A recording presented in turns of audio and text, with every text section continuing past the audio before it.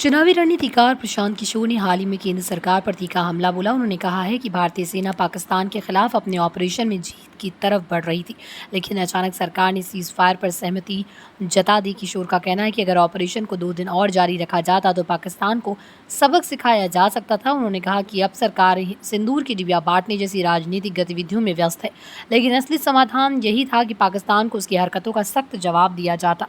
प्रशांत किशोर ने अपनी बात में जोर दिया कि भारतीय सेना के हाथ बंधे नहीं रहने चाहिए थे। उनका कहना है कि जब सेना दुश्मन के खिलाफ बढ़ बना चुकी थी, तब सरकार को उसका पूरा इस्तेमाल करना चाहिए था। किशोर ने आरोप लगाया कि राजनीतिक दबाव या कूटनीतिक वजहों से ये ऑपरेशन अधूरा छोड़ दिया गया, जिसका नुकसान भारत को आगे भुगतना पड़ सकता है। उन्होंने कहा कि देश की सुरक्षा का मामला राजनीति से ऊपर होना चाहिए और सरकार को सेना के फैसलों में ज़्यादा दखल नहीं देना चाहिए।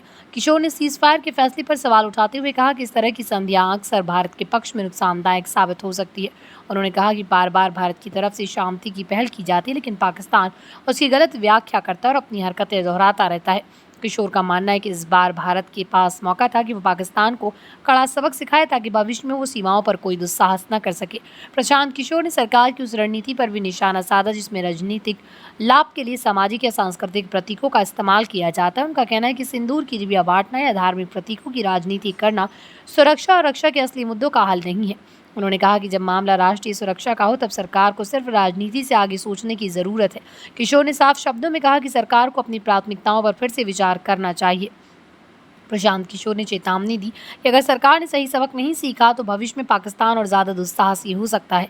उन्होंने सुझाव दिया कि सरकार को अपनी सैन्य और कूटनीतिक रणनीतियों को मजबूत करना चाहिए और सेना को अधिक स्वायत्तता देनी चाहिए। किशोर ने कहा कि अंतर्राष्ट्रीय स्तर पर भी भारत को अपनी स्थिति स्पष्ट करनी चाहिए कि वो अपनी सुरक्षा से कोई समझौता नहीं करेगा। इसके अलावा उन्होंने कहा कि सरकार को देश के भीतर राजनीतिक संदेश देने के बजाय अपनी ऊर्जा बाहरी खतरों को रोकने में लगानी चाहिए।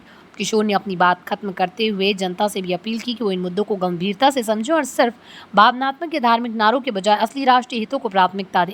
उन्होंने कहा कि देश की सुरक्षा और सीमाओं की रक्षा का सवाल सभी भारतीयों से जुड़ा हुआ है और इसमें राजनीति से ऊपर उठकर एकजुटता दिखानी चाहिए। किशोर ने जनता से आग्रह किया कि वो सरकार से सवाल पूछें और जवाबदेही की मांग करें, ताकि भविष्य में देश की ज़्यादा मजबूत बन सके।